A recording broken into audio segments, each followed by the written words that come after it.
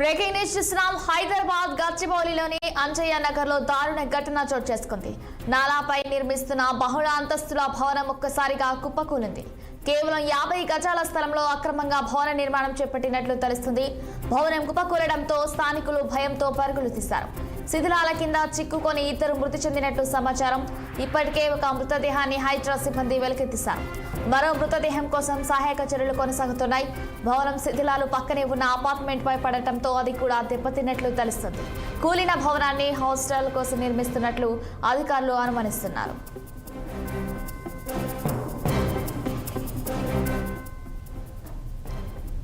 హైదరాబాద్ గచ్చిబౌలిలోని అంజయ్య నగర్ లో దారుణ ఘటన చోటు చేసుకుంది. నాలపై నిర్మిస్తున్న బహుళ అంతస్తుల భవనం ఒక్కసారిగా కుప్పకూలింది. రైట్ గా ఇదే అంశంపై మరింత సమాచారం స్పెషల్ కరెస్పాండెంట్ కృష్ణహరి అందిస్తారు. కృష్ణహరి చెప్పండి. హైదరాబాద్ రన్నింగ్ లో జనజీవన స్వరంతి బాగా పెరిగిపోతున్న సందర్భంగా కనిపిస్తుంది. ప్రధానంగా ఐటీ సెక్టర్ లో ఈ బహుళ అంతస్తులు విపరీతంగా పెరిగిపోతున్న సందర్భం కనిపిస్తుంది. గచ్చిబౌలి, మాదాపూర్ ఈ ప్రాంతాల్లో అయితే ఒక గజం భూమి దొరకడమే చాలా కష్టమైన పరిస్థితులు నెలకొన్నాయి. ఈ నేపథ్యంలో గచ్చిబౌలి, అంజయ్య నగర్ పరిసర ప్రాంతాలన్నీ కూడా వ్యాపార కేంద్రాలుగా మారిన సందర్భం కనిపిస్తుంది. ప్రతిదీ కూడా కమర్షియల్ అవుతుంది. అక్కడ ఒక చిన్న స్థలం ఉంటేనే అక్కడ దాన్ని వ్యాపారాత్మకంగా మార్చేస్తున్న సందర్భాలు కనిపిస్తున్నాయి. ఇదే నేపథ్యంలో గచ్చిబౌలి సమీపంలోని అంజయ్య నగర్ మొన్నటి వరకు ఇది మురికివాడగా ఉండేది. ఇప్పుడు అక్కడ గ్లోబలైజేషన్ ఎక్కువ అయింది కాబట్టి, అనేక ఐటీ కంపెనీలు వచ్చాయి కాబట్టి దానికి ఎక్కువ డిమాండ్ పెరిగింది.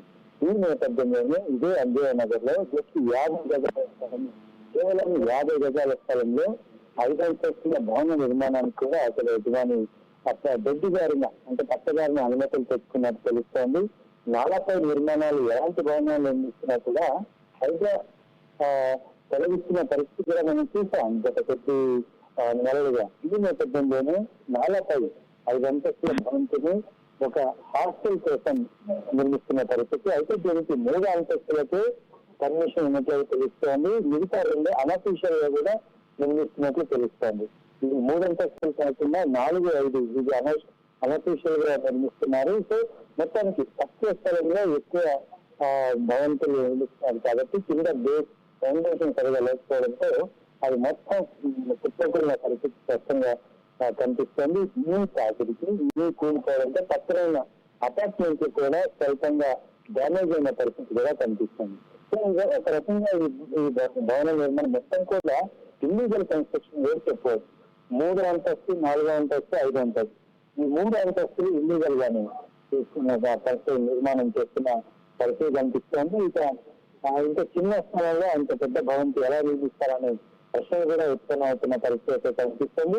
ఇలాంటి భవంతులకి గతంలో అనేక భవంతులకి నోటీస్ ఇచ్చింది.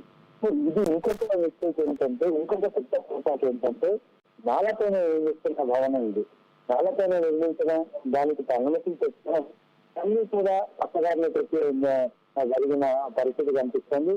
లంచాల పునాదుల మీద ఈ భవంతి లించిన పరిస్థితి కనిపిస్తుంది. కానీ కుప్పకూలిన పరిస్థితి కూడా మనం చూసాం. సో ఇలాంటివి పునరావృతం కాకుండా అయితే కట్టుదిట్టమైన చర్యలకి చేపడుతున్న పరిస్థితి కనిపిస్తుంది. కూడిన కొద్దిసేపట్లోనే అయితే సిబ్బంది అక్కడికి చేరుకున్నారు. అసలు ఈ యజమాని ఎవరు, ఎన్ని అంతస్తులకి అనుమతి ఉంది, ఎన్ని అంతస్తులు నిర్మిస్తున్నారు, ఇది నాల మీద నిర్మిస్తున్నప్పటికీ కూడా దీనికి అనుమతులు ఎలా ఇచ్చారు అనే కోణంలో విచారణ జరుగుతున్న పరిస్థితి కనిపిస్తోంది. ఇక ఎంతమంది ప్రాణ నష్టం కోల్పోయారు అనే కోణంలో కూడా హైదరాబాద్ ఆరా తీస్తున్న పరిస్థితి కనిపిస్తుంది. దాదాపు ప్రస్తుతానికైతే ఒక వ్యక్తి చనిపోయినట్లు కూడా నిర్ధారణ అవుతుంది. ఇంకెంతమంది శిబిరాల కింద ఉన్నారు అనేది కూడా చూస్తున్నారు. ఇంకా దీనికి పూర్తి బాధ్యత ఎవరు అనే అంశం పట్ల కూడా లోతైన విచారణ అయితే జరుగుతోంది. ఇక hot of the city Gachibowli అంటే ఇప్పుడు ప్రస్తుతానికి ఐటీ సెక్టర్ లో ఒక హాట్ ఆఫ్ ద టౌన్ గా ఉన్న పరిస్థితి మనం చూస్తున్నాం. మాదాపూర్, ఇటు గచ్చిబౌలి, కొండాపూర్ ఇవన్నీ కూడా ఇప్పుడు ఐటీ సెక్టర్ లో పూర్తి స్థాయిలో అభివృద్ధి చెందుతున్న ప్రాంతాలుగా గుర్తింపబడుతున్నాయి. సో ఆ చుట్టుపక్కల ఉన్న మురికి వారాలు కూడా అభివృద్ధి చెందుతున్నాయి. కానీ ఇట్లా తక్కువ స్థలంలో ఎక్కువ భవంతులు లాభాపేక్షతో కమర్షియల్ కాంప్లెక్స్ నిర్మించడం, అవి ప్రమాదాలకు గురవడం, ఇంకా ఆ కన్స్ట్రక్షన్ లో ఉంది కాబట్టి ప్రాణ నష్టం జరగలేదు. ఒకవేళ కన్స్ట్రక్షన్ పూర్తయిన తర్వాత ఫ్లోర్లన్నీ కూడా ఆక్యుపై చేసుకున్న తర్వాత ఒకవేళ కూలితే కనుక ఎంత నష్టం జరిగిండేది, ఎంత ప్రాణ నష్టం జరిగిండేది. సో ఇలాంటి కోణంలో ఆరోగ్య సమాలోచన జరుగుతుంది. ఇలాంటి అక్రమ భవంతుల నిర్మాణాన్ని అడ్డుకట్ట వేసేందుకు కూడా చర్యలు తీసుకునే విధంగా సమాలోచన జరుగుతున్న పరిస్థితి కనిపిస్తుంది. పూర్తి స్థాయిలో దీనికి ఎవరు బాధ్యత వహించాలి, ఎవరు దీని బాధ్యత అనే కోణంలో విచారణ అయితే జరుగుతుంది. దీనివల్ల పక్క అపార్ట్మెంట్లు కానీ, పక్క భవంతులు కానీ, పక్క నిర్మాణాలు కానీ ఎంతవరకు డ్యామేజ్ అయ్యాయి, ఆ డ్యామేజ్ కంట్రోల్ ఎవరు చేయాలి అనే కోణంలో కూడా ఇటు హైదరాబాద్ సమాలోచన జరుగుతున్న పరిస్థితి కనిపిస్తోంది. ఇక చూడాలి ఈ శిబిరాలకి ఎంతమంది చనిపోయి ఉన్నారు, దుర్భరిస్తామన్నా అనే కోణంలో కూడా విచారణ అయితే జరుగుతోంది. సరే,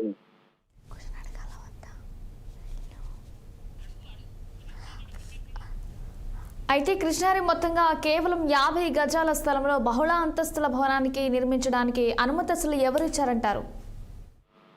ఖచ్చితంగా ఇందాక మనం చెప్తున్నాం, 50 గజాల స్థలంలో కేవలం ఒక అంతస్తు లేదా 2 అంతస్తు మాత్రమే అనుమతి ఉంటుంది రాజధాని జిహెచ్ఎంసీ నిబంధనల ప్రకారం.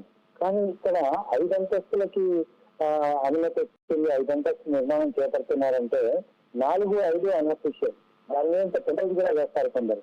సో 50 అడుగుల 50 గజాల స్థలంలో ఇంత పెద్ద నిర్మాణం ఎక్కడా ఉండదు. సో ఇదంతా కూడా పక్కదారిన లంచాలు ఇచ్చి పర్మిషన్ చెప్తున్న పరిస్థితులు ఇక్కడ స్పష్టంగా కనిపిస్తున్నాయి. 50 గజాల స్థలం అంటే మనం చూడొచ్చు, ఒక సింగిల్ బెడ్రూమ్ అనే ఎక్కువ అవకాశం ఉండదు. సో దీని ఎఫెక్టివ్ కూడా 50 గజాలంటే ఎఫెక్టివ్ కూడా చాలా తక్కువ వస్తుంది. 35 ఎఫెక్టివ్ కన్నా ఎక్కువ రాదు ఒక్కొక్క గది. సో ఇలాంటి నేపథ్యంలో 5 పేర్లు వేస్తున్నారంటే ఇది చాలా వరకు కూడా ఒక రకమైన అక్రమ నిర్మాణం కిందనే వేయచ్చు. అంటే అక్రమ నిర్మాణ జాబితాలను వేయచ్చు. ఇంకొక పెద్ద బ్లండర్ ఏంటంటే ఇది నాలా మీద కడుతున్న బిల్డింగ్.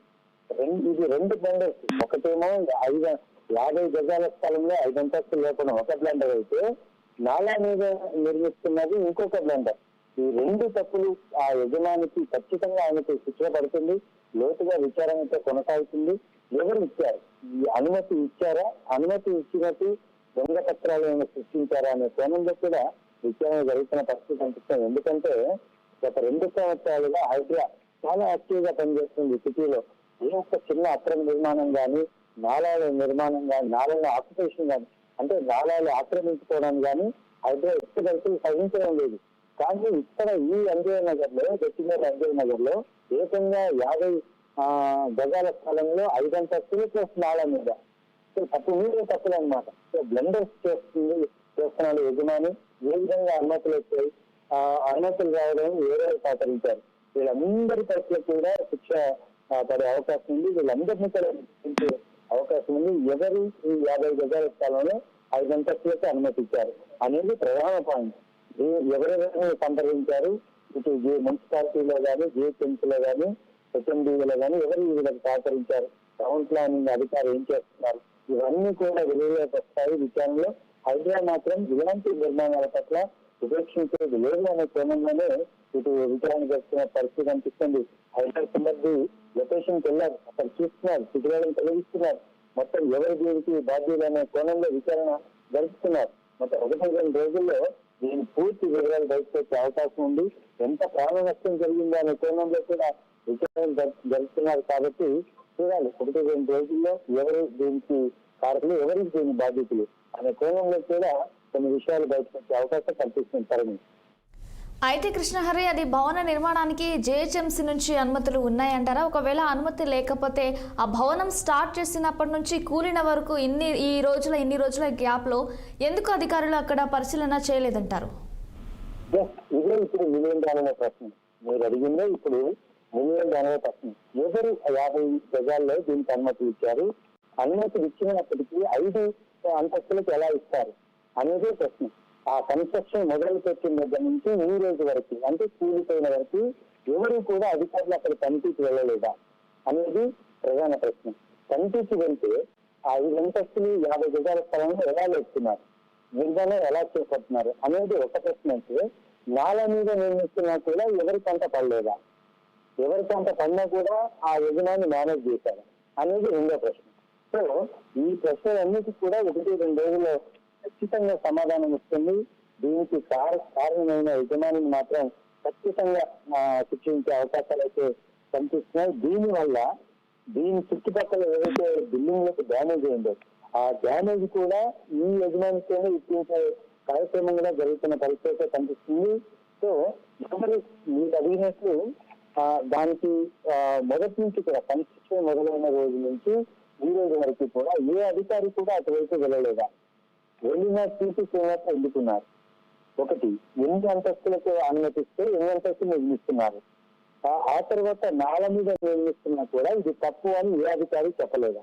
సో ఈ ప్రశ్నలన్నిటికీ కూడా సమాధానం త్వరగా వస్తుంది. హైదరాబాద్ కూడా చాలా యాక్టివ్ గా పనిచేస్తుంది, శక్తివంతంగా పనిచేస్తుంది. సో అయితే ఇది మామూలు స్థలం అయితే అయితే అంతగా పట్టించుకునేది కాదు, కానీ నాలాన్ని ఆక్రమిస్తూ నిర్మిస్తున్న భవనం ఇది. ఖచ్చితంగా హైదరాబాద్ జోక్యం ఉంటుంది. హైదరాబాద్ జోక్యం చేసుకుని ఖచ్చితంగా తీరుతుంది. ఇంత బాధ్యులు ఎవరో ఖచ్చితంగా శిక్ష పడే అవకాశాలు కనిపిస్తున్నాయి. సో ప్రాణ నష్టం ఎంత జరిగింది, వాళ్ళ కుటుంబాలకు నష్టపరిహారం కూడా ఇదే యజమాని నుంచి తీయాలి లెక్కైతే. సో ఇవన్నీ తప్పు మీద తప్పులు బ్లండర్స్ అన్ని చేశారు కాబట్టి ఈ యజమాని ఖచ్చితంగా చర్యలు తీసుకునే అవకాశం అయితే కనిపిస్తోంది. తరుణి చూడాలి. హైదరాబాద్ రంగంలోకి అయితే దిగింది. హైదరాబాద్ కమిషనర్ కూడా దీని మీద స్పందిస్తారు. ఇక నగరంలో ఇట్లాంటి కన్స్ట్రక్షన్స్ ఎన్ని ఉన్నాయి అనే కోణంలో కూడా దీని ద్వారా విచారణ జరిగే అవకాశాలు అయితే స్పష్టంగా కనిపిస్తున్నాయి. తరుణి. రైట్ కృష్ణారి, thank you for the more updates.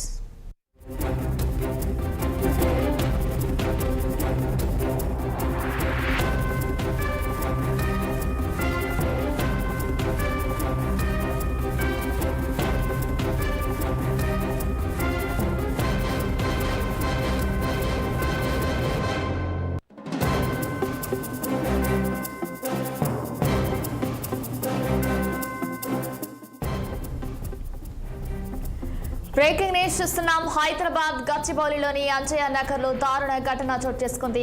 నాలాపై నిర్మిస్తున్న బహుళ అంతస్తుల భవనం ఒక్కసారిగా కుప్పకూలింది. కేవలం 50 గజాల స్థలంలో అక్రమంగా భవన నిర్మాణం చేపట్టినట్లు తెలుస్తుంది. భవనం కుప్పకూలడంతో స్థానికులు భయంతో పరుగులు తీశారు. శిథిరాల కింద చిక్కుకొని 2 మృతి చెందినట్లు సమాచారం.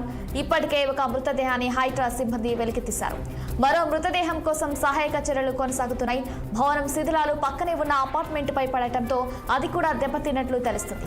కూలిన భవనాన్ని హాస్టల్ కోసం నిర్మిస్తున్నట్లు అధికారులు అనుమానిస్తున్నారు. రైట్, ఇక ఇదే అంశంపై మరింత సమాచారం క్రైమ్ బ్యూరో చీఫ్ రఘు అందిస్తారు. రఘు, చెప్పండి. కొండాపూర్లో 7 అంతస్తుల భవనం కూలింది.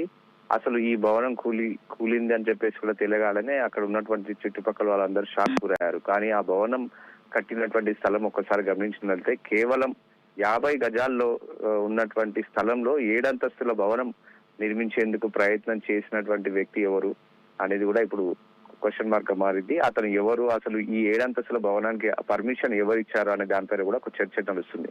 ఒక్కసారిగా ఈ భవనం కన్స్ట్రక్షన్ లో ఉండగానే కుప్పకూలింది. పక్కకున్నటువంటి బిల్డింగ్ పైన ఒరగడంతో అక్కడ ఉన్నటువంటి బాల్కనీ అక్కడంతా కూడా దెబ్బతినడం జరిగింది.